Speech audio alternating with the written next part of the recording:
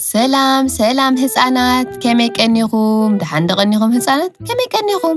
ደሓን ደቐኒኹም ለሙውን ከምቲ ልሙድ በለስ ቡቡ እንታይ ሒዛ መፅያ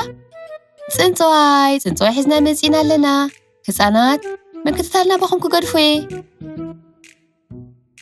እቲ ንእሽተይ ዓሳ ሓደ መዓልቲ ኣብ ዓቢ ውቅያኖስ ሓደ ደቂቕ ዓሳ ነበረ ኩሎም ዓሳታት ከዓ ብቕልጣፊኡን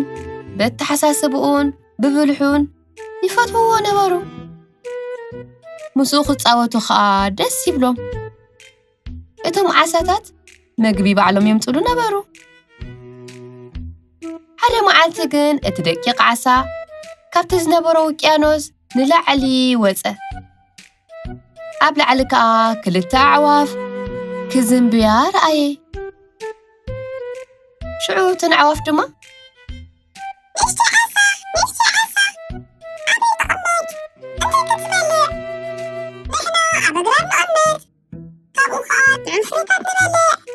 በልኦ እቲ ንእሽተይ ዓሳ ከዓ እሞ ከመይ ጌርክ እንዳኣ ትነፍራ ኢሉ ሓተተን እተን ኣዕዋፍ ድማ ሽዑ እተን ኣዕዋፍ ከመይ ጌረን ከም ዝነፍራ ኣርኣይኦ ኣነ ከመይ ጌረ ክነፍር ኽእል ንሳኸን ክፃወት ደልየ ነቲ ጥዕሚ ፍርታ ከዓ ክበልዕ ደልየ በለን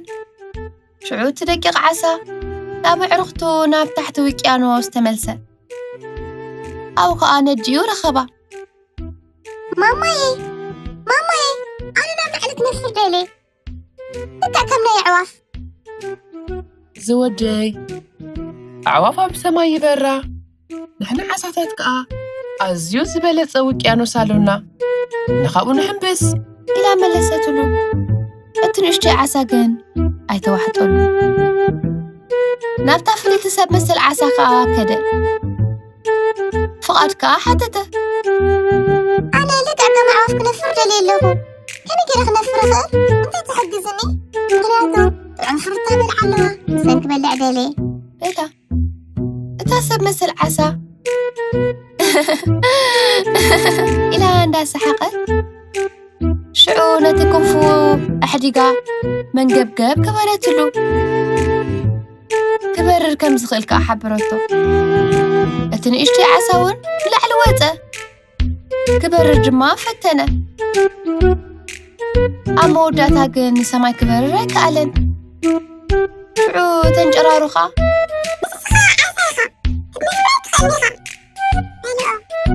እቲ ዓሳ ካብ ልቡ ሓዘነ ምስአን ክበልዕ ክፃወት ኣይከኣለን ንድሕሪት ከዓ ተመልሰ ኣብኡ ከዓ ድዩ ፀንሐቶ ብሕዙን ገፁ ክበርር ከም ዘይከኣለ ሓበረን ሽዑ ነታ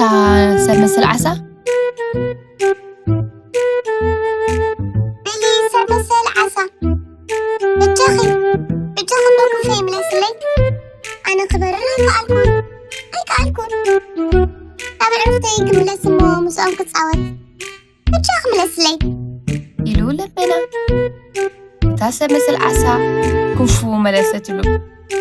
ማሙኡልኻ ዝወደይ ድሕሪ ሕጂ ካልእ ዝገበሮ ንስኻይ ትድገሞ እቲ ኩሉ ዘለካ ነገር ከዓ ክትሕጎስን ክትዓግብን ኣለካ በለቶ ዓሳ ከዓ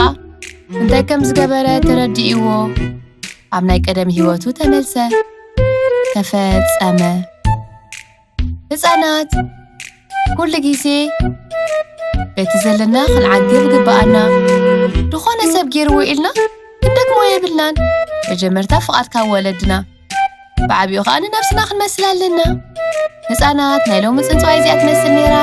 ኣብ ዝቐፅል ብኻልእ ክስጋዕ ንረኸብ ደሓን ቀኒዩ